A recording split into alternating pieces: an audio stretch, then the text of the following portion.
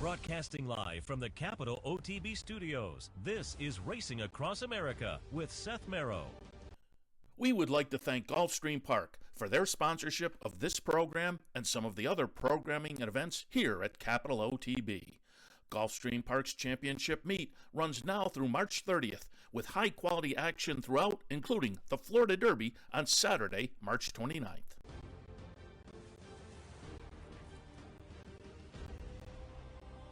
Good morning and welcome to Racing Across America on this Saturday morning. First Saturday of 2025. Happy to have you join us. A little bit later on, we'll be joined by Matt Dinerman from Oaklawn Park. They have the Smarty Jones today. Step one on their three-year-old trail, their rich three-year-old trail down at Oaklawn. The Smarty Jones last year, it was Mystic Dan. So it was productive last year, and it's typically a very nice race. We'll see what comes out of it this year. But we'll talk about that. They have another stake on the card today as well down there. So we'll have Matt Dinerman coming up a little bit later on. But, well, before I introduce my first guest, let me just alert you that Aqueduct today, $18,000 pick six carryover. So keep that in mind for today at Aqueduct. And also keep in mind, you might want to bet Linda Rice. Linda Rice in the first 3 days of 2025, 11 starts, 7 wins in 2 seconds. So do not ignore the Linda Rice horses in New York today, and particularly in that pick six carryover, I would assume. All right, let's get to, as I say, our first guest now. Eclipse Award voting closed Thursday. Tomorrow they will announce the finalists, and then the actual ceremony to give the awards will be the 23rd of January. I'm a voter. I got my, PP package a few weeks ago. And then they update. There's an online PP website as well where they will update. And this year, I think some of those day after Christmas races at Santa Anita maybe played into some people's thinking. They did mine in some respects. So as I say, you get the package. You can take a look early.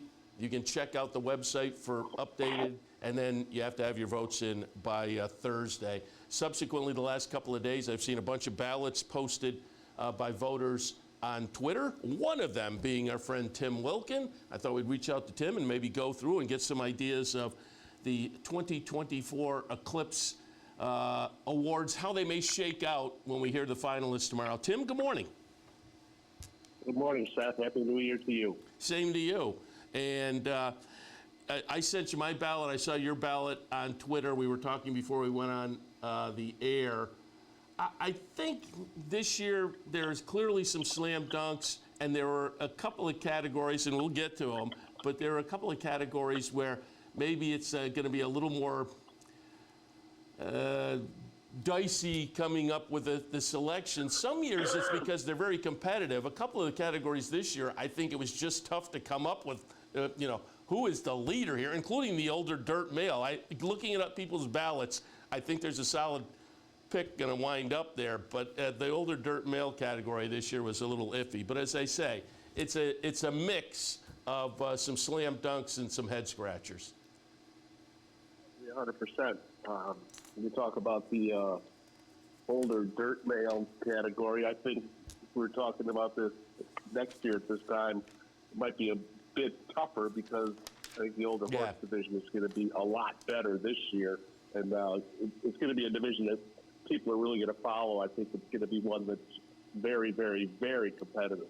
Totally agree with that. I think the 3-year-olds, last year, 2024, the 3-year-olds up until maybe the late spring, summertime, they were undefined. But by the end of the year, they had kind of taken over. And with many of them coming back, that the older division does shape up to be exciting this year. All right, let's kind of move down the ballot. You and I were talking before we went on the air, as I said, and it seems like the 2-year-old categories are kind of slam dunks. The 2-year-old male, Citizen Bull, the 2-year-old filly, Immersive.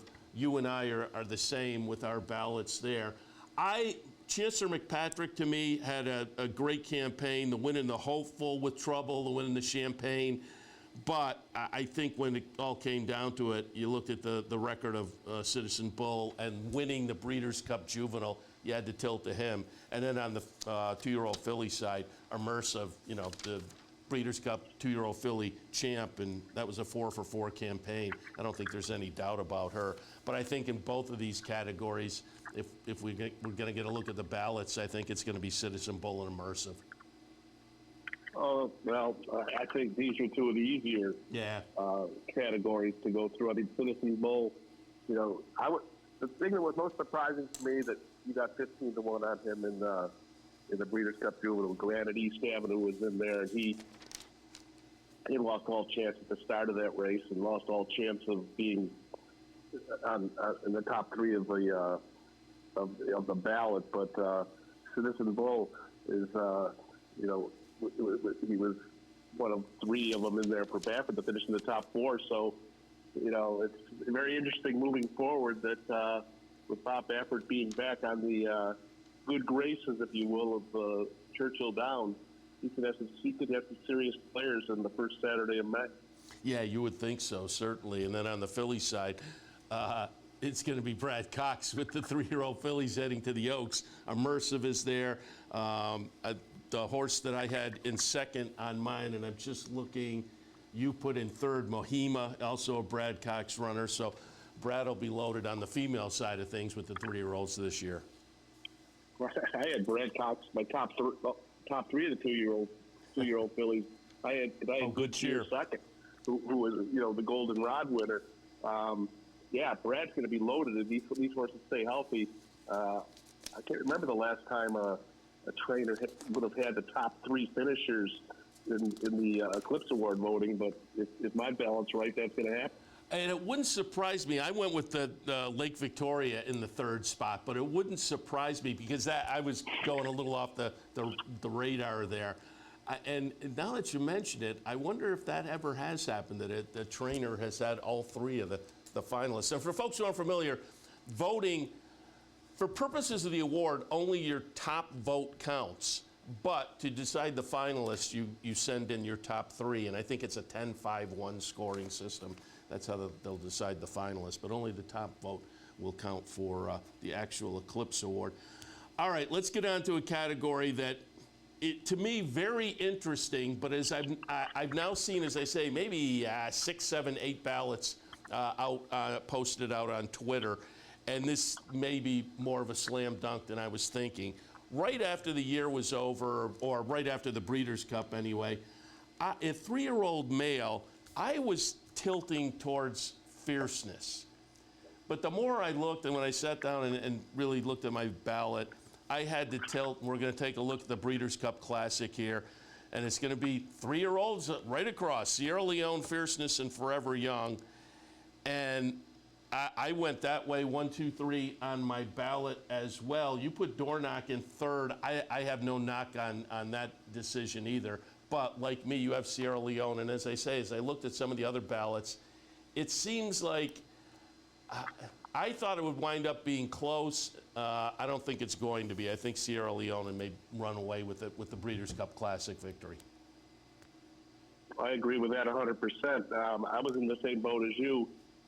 I was really thinking that it was going to be Fierceness, but the more you look at it, winning the Breeders' Cup Classic, beating older horses, you know, Fierceness ran game in that finishing second, and Fierceness also won the Travers, beat Sierra Leone in that, and he also beat. They raced 4 times against each other. Each of them finished ahead of the other twice. Yeah, I think the Breeders' Cup Classic trumps the Travers, and the Florida Derby. Well, he didn't win the Florida Derby, but you know the fact that Sierra Leone was second in the Kentucky Derby, while Fierceness as the favorite was up the track. That carries weight too. I think Sierra Leone. I kept saying that he was going to win one of these big ones, and he did it on the biggest day. So you have to give him his flowers on this one because, you know, he waited until the end, but he got it done. So I think that he's earned the 3-year-old championship. Yeah, and as I say, looking at the ballots, it seems like that's how it's going to shake out. And it's funny you say that. Your thoughts were he's going to win one of these. But I remember sitting in here. I was out in front on Breeders' Cup Day, and subsequently over the next week, the same thing. a lot of people were like, man, I played him the whole year, and today I didn't play him. And people sitting on the sidelines for Sierra Leone in the Classic. But again, I think you have to, if we're looking at these year-end, the Breeders' Cup is year-end championship makers, I think you have to give it at least a little extra weight. And as you say, otherwise it was kind of even. I was tilting towards fierceness, but the more I looked, I went towards Sierra Leone as well.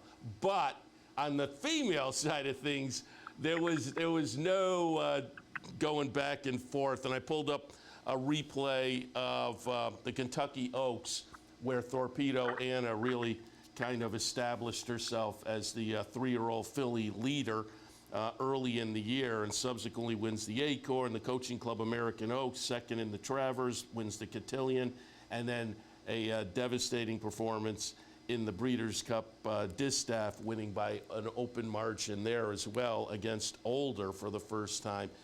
She's a slam dunk here, and she was probably a slam dunk going back to maybe the Coaching Club American Oaks might have solidified it for in August. Seth, she won 5 Grade 1s. She was a head away from beating the boys in the Grade 1 Travers. If this isn't unanimous, I think there should be an inquiry made, because I don't know how anybody that's voting could not vote for Torpedo Anna as the top 3-year-old filly in the country. There is absolutely no one else that was in her league. And if she's not unanimous, I think there's something really wrong here. I think now that's going to be interesting, because there's always some contrarian out there, but I think you're right, because underneath she feels pretty. I thought had an interesting turf campaign. I put her underneath at Ways and Means in the 3rd spot, because nobody was necessarily jumping out at me otherwise, and she just lays over the field. And as I say, she kind of solidified it back late July and into August, and then just made the campaign even better going forward. So 3-year-old filly looks like, and I think, I'm virtually certain all of the ballots I've seen so far had her on top. Otherwise, if there wasn't one, it would have stood out, certainly. Yeah. We talked about it earlier. Older dirt male. Going to take a look at the race that may have made the decision. This was the Belmont meet at Saratoga. This is the Met Mile, and it's going to be National Treasure getting it done. It was a division as the year ended, and given that 3-year-olds were across the track 1, 2, 3 in the Breeders' Cup Classic, everybody was kind of scratching their head and wondering, who would be the Eclipse winner in this division. Well, when you got the PPs and you looked, it just, as I say, the Met Mile, he won the Pegasus earlier this year. And again, most of the ballots I've looked at have National Treasure on top, including you. But it's not because he was devastating, it's almost by default. Again, I agree with you 100% on that. There was no older horse that really took the division on a stranglehold. And National Treasure, when you win the Pegasus and you win the Met Mile, that's a season in itself. There were 3 other older horses that had their moments. Arthur's Ride winning the Whitney. That's King's Barn before he got hurt by the Stephen Foster. But there was no horse that had a great body of work for the entire season. And I guess the closest you're going to come to that is National Treasure. So yeah. I think he might win it by default. Yeah, and again, he didn't win a race after the Met Mile. Only had a couple of starts, but it was enough in a division that this year was a little bit lacking. And as you said, I think 2025 is going to bode much better for the handicap division this year. I had Kings Barn. It would have been interesting, Seth, if Next would have run a credible race in the Breeders' Cup Classic. I thought exactly the same thing as I was looking at the year-end PPs here. I thought exactly the same thing. If he had been somewhere, you could have made a little bit of a case. Otherwise, it was kind of tough because that marathon division, he just dominated because it's a quirky division. But that would have made things a little bit interesting. And I certainly would have put him in my mix had that been the case, as it was. Again, I had Kings Barn second and Post Time third. I'm looking. You had Mulligan and Post. Post Time had a nice little campaign in and of himself. All right, let's. Post Time always showed up. Yeah. Didn't that? Yeah, and so it was worth. And some of these, the top pick is a slam dunk, and then you just kind of, hey, let's allow some connections, the opportunity to go to the Eclipse Awards with a horse that did very well, and so some of the underneath horses have that kind of a feel to them also. Older dirt female, another category where looking at ballots, I was a little bit surprised here, but it seems like there is a little bit of an agreement as far as idiomatic, and I have idiomatic on top. You have idiomatic on top. I'm a little bit surprised there weren't more top picks for Adair Manor, because I debated there. I eventually went idiomatic Raging Sea and Adair Manor. You have it idiomatic Adair Manor and Raging Sea. You switched underneath a little bit.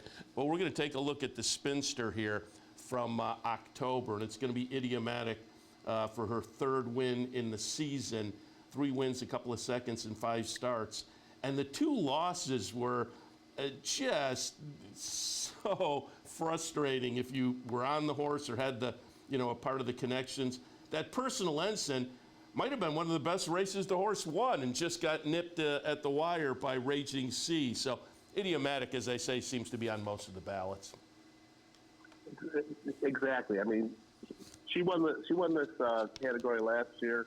She wasn't the dominant horse that she was a year ago, but she was 2 heads away from being undefeated in 5 starts this year. And both times she lost, she got beat by horses from Chad Brown's barn.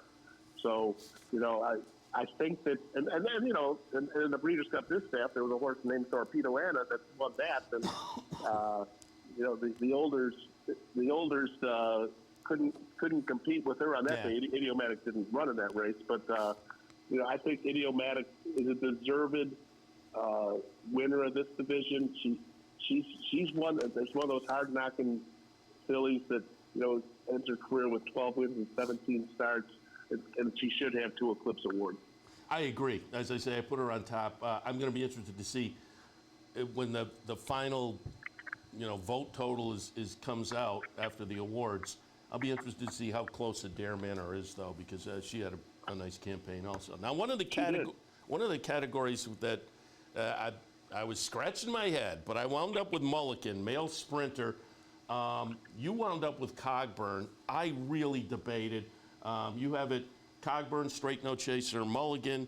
I have it Mulligan, straight no chaser, Cogburn. Cogburn off of that, the crazy race up at Saratoga in June, the Jaipur, and then follows it up with a nice race at Kentucky Downs. And I read, Donna Brothers put her ballot online, and I saw last night, and she wrote some comments after some of them, and she said, I bet Irod would like to have that ride back on Cogburn in the Breeders' Cup, kind of out there flying early, or maybe a little too confident.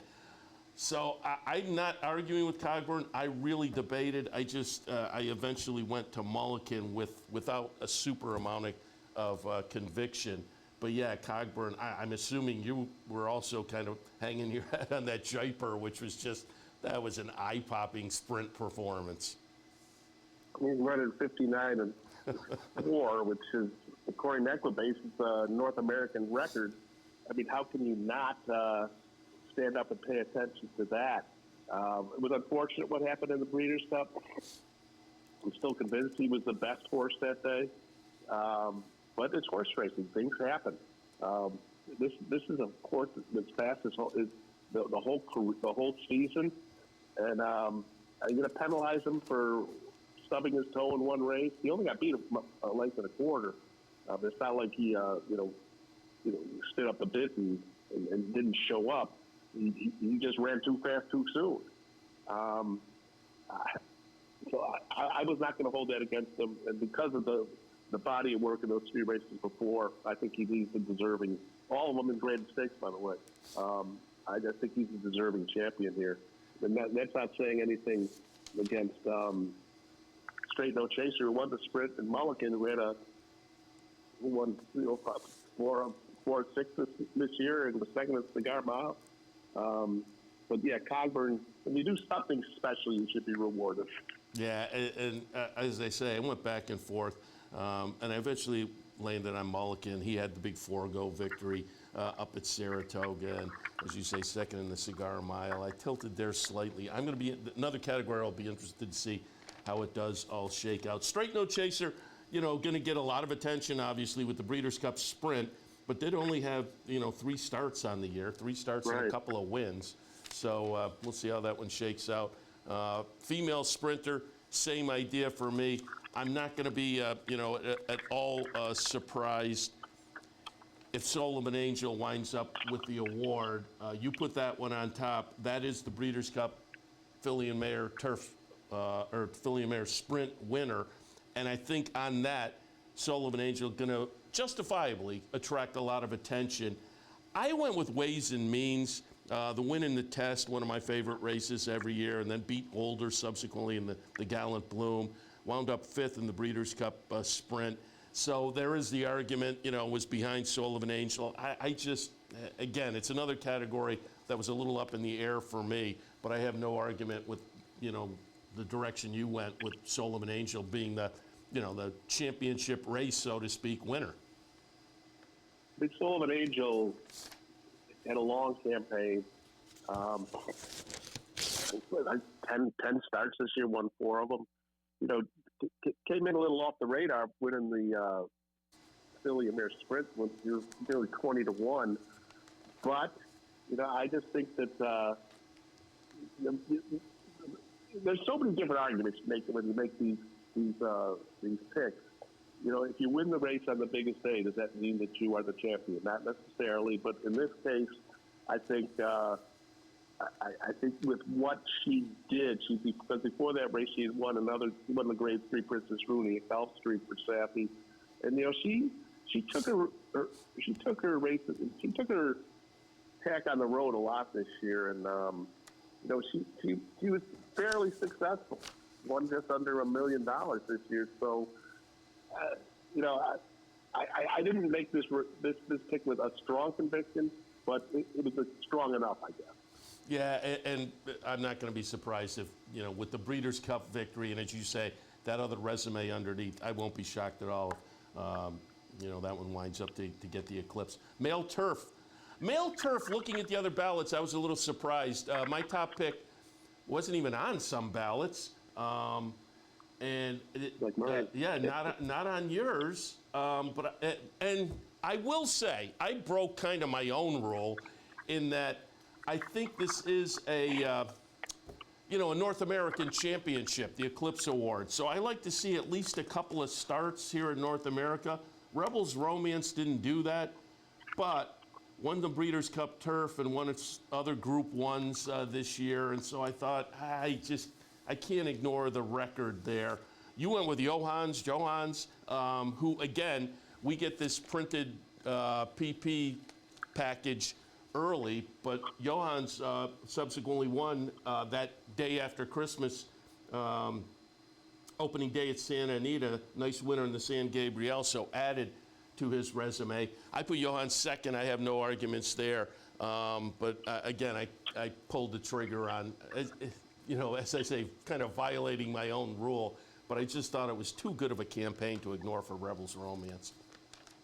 Rebels Romance, yes, it had a great campaign, but the eyesore for me is that it was just the one race here. Yeah, no, I agree. And you look back, Seth, last year in the turf category, Auguste Rodin, who won the Breeders' Cup Turf, got buried as far as the Eclipse goes, up to the mark, who was second in that race, because up to the mark for Fletcher had a solid campaign in the U.S., won 3 Grade 1s, and Auguste Rodin, Breeders' Cup Turf was his only start in the U.S.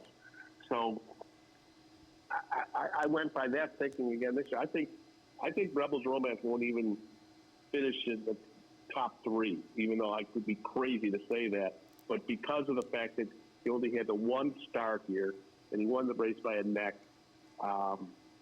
These are the Eclipse Awards are our awards. If you want to be involved in the serious voting for it, you got to get over here and run in these races, in more races in the U.S. Yeah, I totally agree. As I said, I broke my own rule on that, but I have no arguments with that thinking. At least a couple of starts or 3 starts, but the campaign was just too good for me to ignore. Maybe they should have a stipulation that you don't get on the ballot unless you have more than one star. I wouldn't mind that, actually. I think that's fair because they have their own awards. They have the Cartier Awards over there. Yeah. And so I could see that. Female turf, again, I have a horse on top that you didn't have on yours. And again, looking at some of the other ballots, you're not alone. I may be the outlier here. But I went with the Cherie DeVoe runner, She Feels Pretty. We will watch She Feels Pretty from the American Oaks. Again, this is on that day after Christmas, Boxing Day card. She Feels Pretty, a very nice winner for Cherie DeVoe, completing a nice campaign. The race before, she won the QE2 at Keeneland, going 1 1/8 and 1:46. This race we're watching, she went 1 1/4 and 1:58 and change. I put her on top. I have Moira second. You have Moira on top. We'll also take a look at Moira winning the Breeders' Cup Filly and Mare Turf. I have no argument or no problem with Moira being on top. I like Kevin Attard. We've interviewed him a few times, and I think this is a legit horse as well.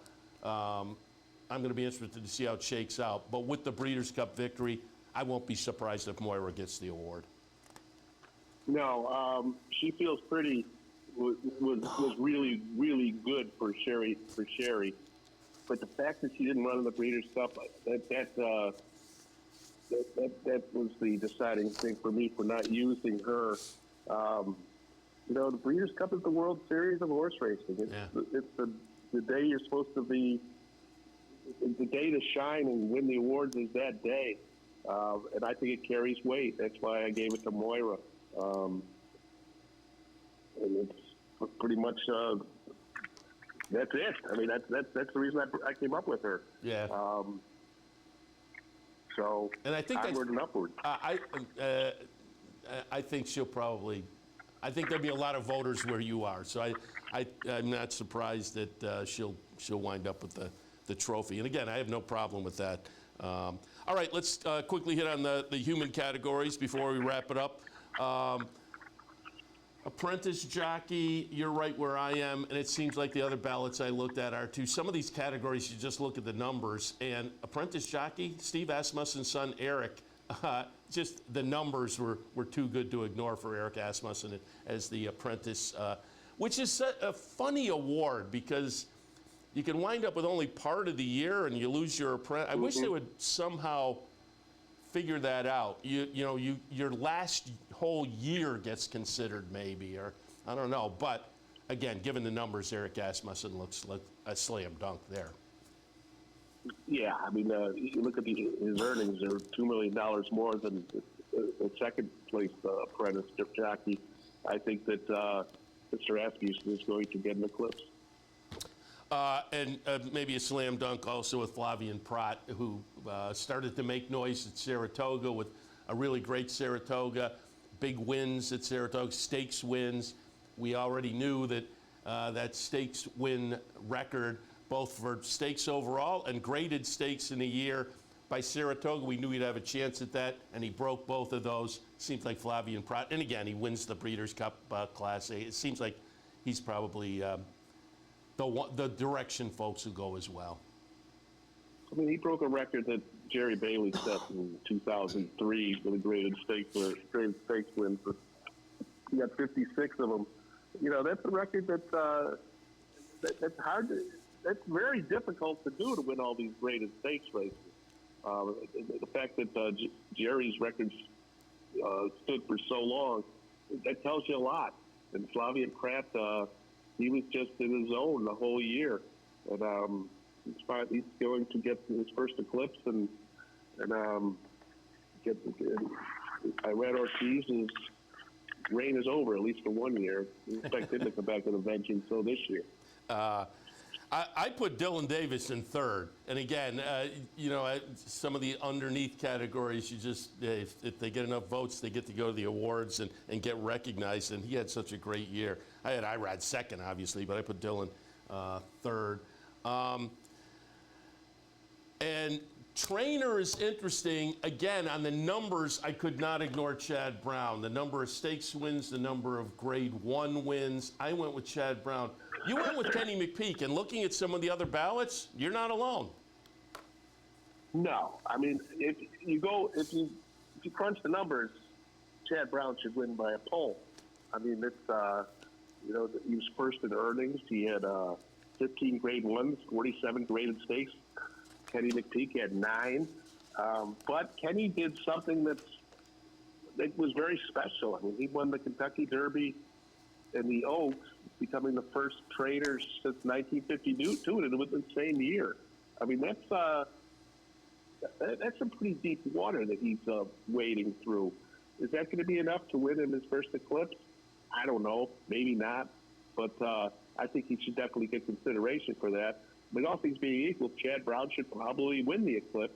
But I just went outside the box a little bit and thought that Kenny's accomplishments and the fact that, he trained Torpedo Anna, it should carry some weight. And I have no argument with that again either. But I went with the numbers. I think it's hard not to go with the numbers. But looking at some of the ballots, it's another one where I'm going to be interested to see how it shakes out. And if people, or how close it is. I think Chad has to win, but I'm going to be curious to see the numbers that Kenny McPeak winds up with. Finally, Horse of the Year. And we're going to take a look at what I think was maybe the race of the year. We're going to watch the Travers here. It'll be Fierceness with Torpedo Anna. Torpedo Anna just couldn't get up there.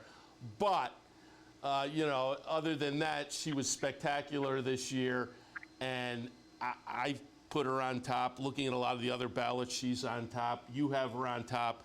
You have it, Torpedo Anna, Sierra Leone. Fierceness, I put Idiomatic in third, but I have no problem with Fierceness in the mix as well. But I think when all is said and done, Torpedo Anna will be Horse of the Year. I don't know how she can't be Horse of the Year. Sierra Leone, won the big race, but Torpedo Anna won a lot of big races this year. I mean, 5 grade 1s was it that she had, and just missing in the Travers, and she became and popularity is part of it. She wins that contest because she became a horse that the public identified with, and she backed it up on the racetrack.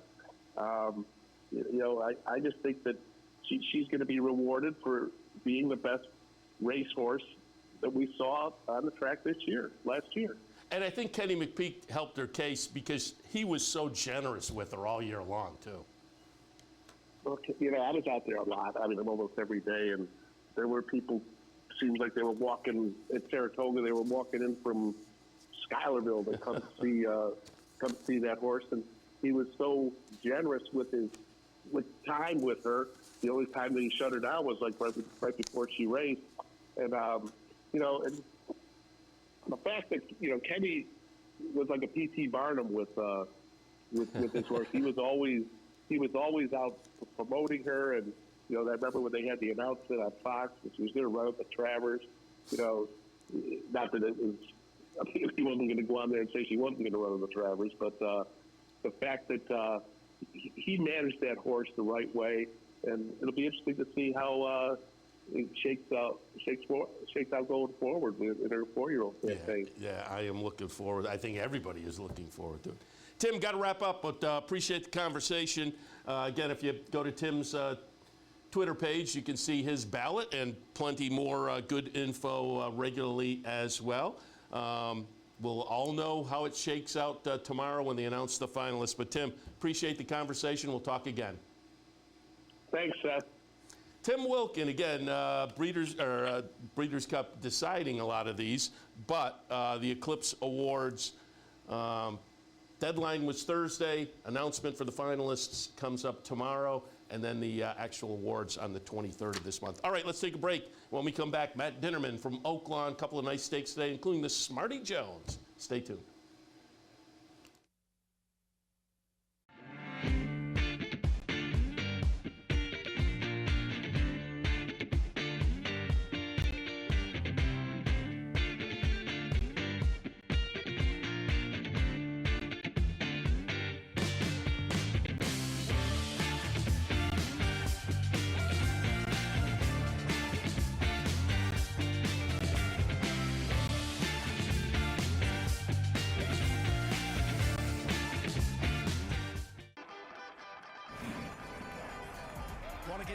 career in horse racing off to a fast start? Well, the University of Arizona's Racetrack Industry Program is your winning ticket. The Racetrack Industry Program has served as a springboard to some of the industry's most successful individuals, with a proven track record of job placement right out of college. If you want to earn a degree in the exciting horse racing industry, the Racetrack Industry Program can put you in the winner's circle.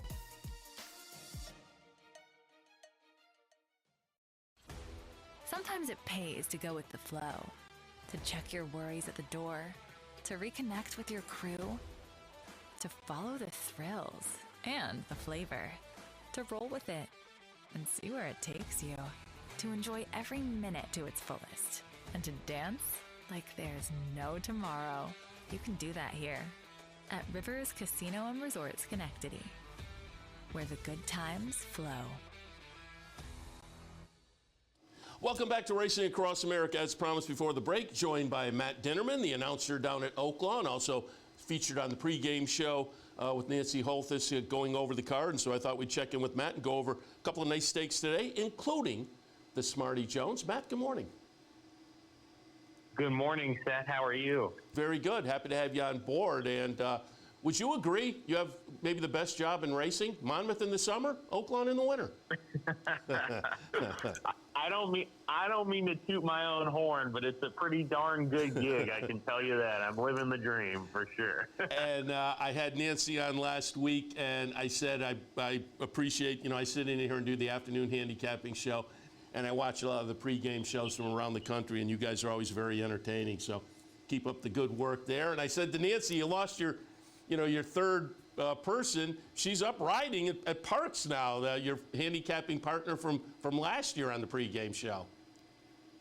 Really happy to see Crystal doing what she loves. Crystal Conning, yes, she's at Parks and winning some races and enjoying herself. So we're just thrilled to see her thriving at Parks, and we're always rooting for her. And every once in a while, I'll turn on the TV if I'm sitting around the house on a Monday or a Tuesday, and if her Equibase site says she's got her Equibase page, if it says she's got a race, then I'll turn on the TV just to watch her.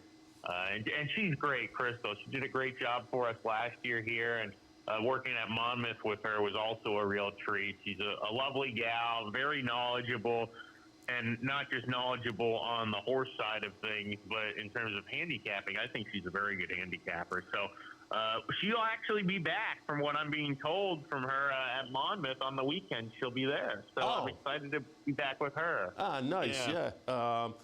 I was surprised when I saw she was going back to riding, because she does a great job, the handicapping and in front of the camera. But I guess if the pull is there, answer the call. And so good for her.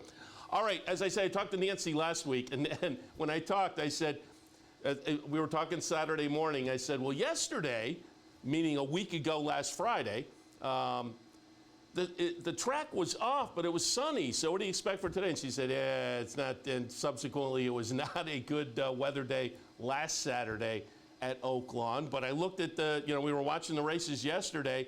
Yesterday looked very nice, and I think you have a much better Saturday scheduled for today weather-wise, correct? Yes, it's going to be on the cool side.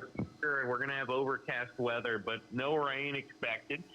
So we'll have a fast track today. Very good. Let's jump into it. The Mockingbird is going to be race number 7, 3-year-old fillies going 6. Fun little field in here. J.W.'s Girl is trying the dirt for the first time, but showed a little punch in the career debut.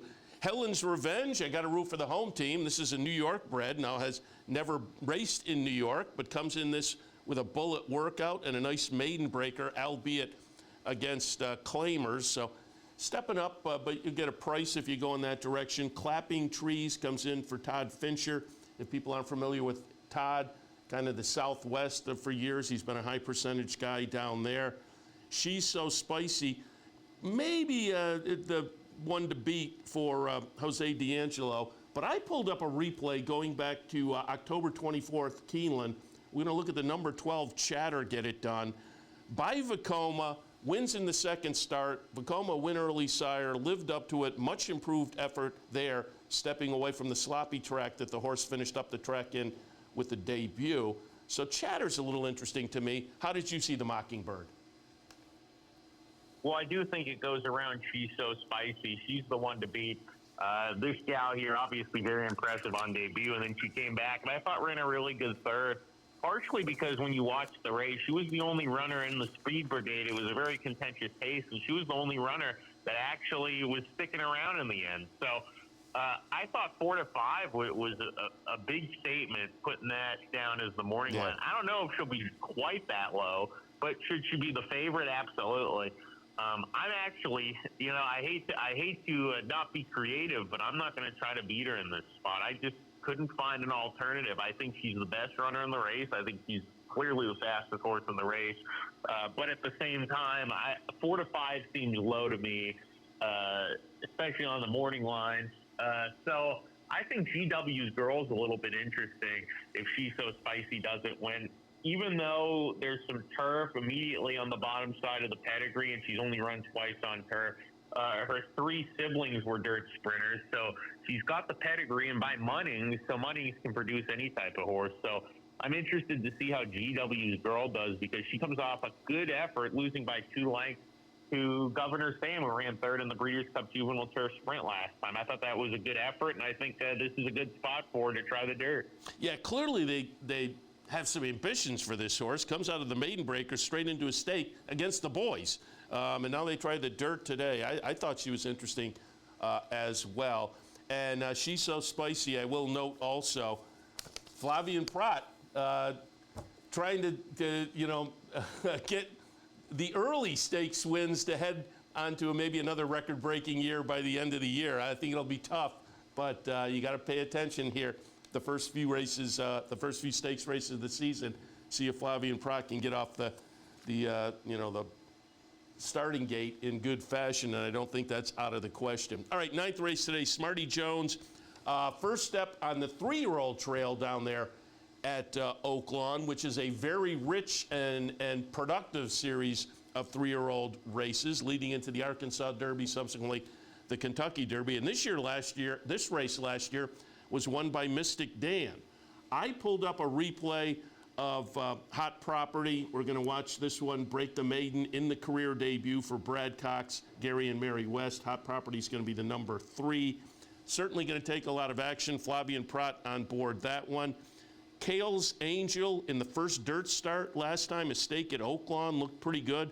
I think that horse is interesting as well. Optical could be a little bit of a player for Keith Desormo, excuse me. Peter Miller has Corvino coming off a maiden breaker, albeit for a tag. Chris Block, Mo Quality, I think is intriguing as well at a little bit of value. How did you see the Smarty Jones? I think it's a competitive race. I look at this as a race where you're seeing a bunch of horses that they are sort of testing the waters to see if they're good enough to be on the Derby trail, or whether maybe we need to find a little bit of easier company. That's how I see this field. I went with Mo Quality in this race, number 5. I think this horse is going to absolutely love 2 turns.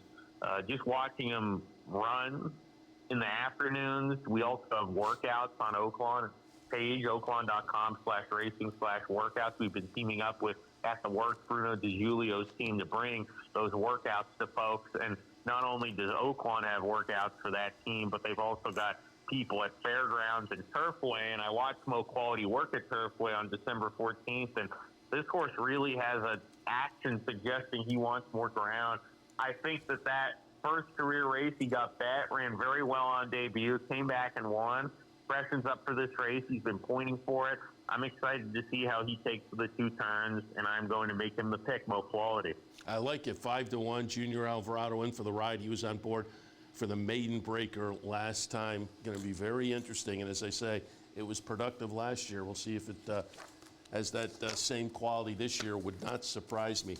Matt, appreciate the visit. Again, always appreciate you and Nancy, the pregame show. Keep up the good work. And I said to Nancy last week, Lou Sella, what was it, maybe 4 or 5 weeks ago now, keynote speaker at the Arizona Symposium, and Oaklawn really one of the bright spots on the American racing calendar, and becoming brighter. And it's got to be fun to be working there, and you look out and you see that full apron on the weekends and whatnot, and the town is so into racing. I think as I say, one of the bright spots. It has to be fun to work there. Coming to Oaklawn.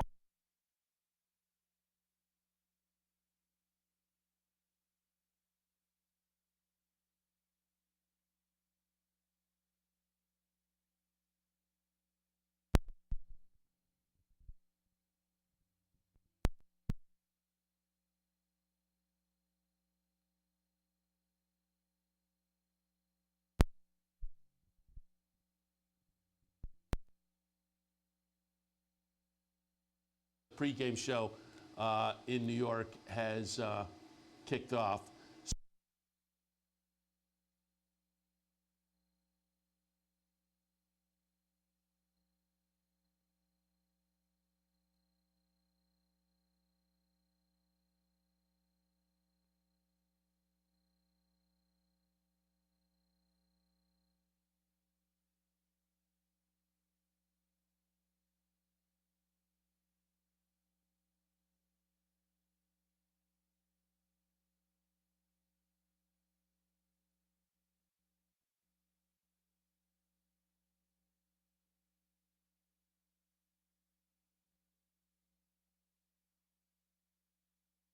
No, he is now facing tougher.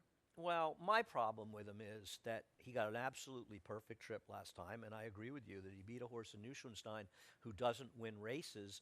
And even under the most perfect of circumstances, he ran a 76 Beyer, which at best is sort of in line with the Baden. It's slower than Hatch. It's slower than the bottom horse, and I just don't know where he fits. I just thought there were too many other horses might show up. I'm going to guess with the Linda Rice horse that she claimed, ran in an impossible spot, relatively speaking, off the claim. Now, I don't know. This is an ex-Fletcher horse.